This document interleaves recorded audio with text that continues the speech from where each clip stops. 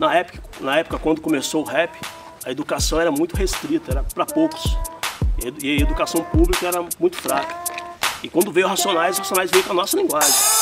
Rap MG, chegando nos punk para somar. Rap MG, a nossa cara é cantar. Pessoal que apoia o movimento.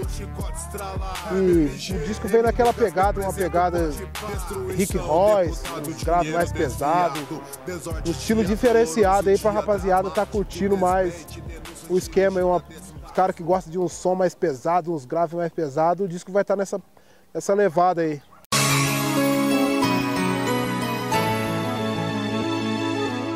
Porque até então, antes, minha mente só pensava em maldade, não pensava em nada de nada pra mim tava bom.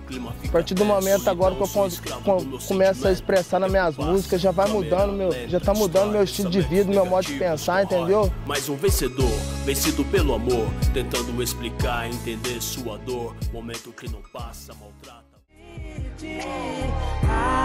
Acredite.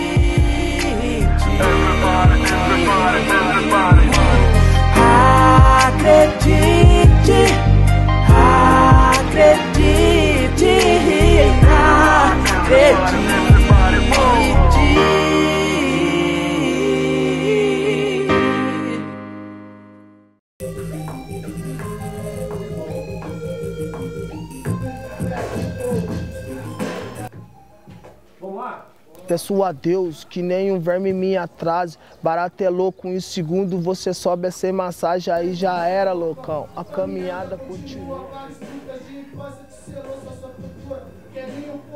Morreu inocente, sua coroa só dorme controlada.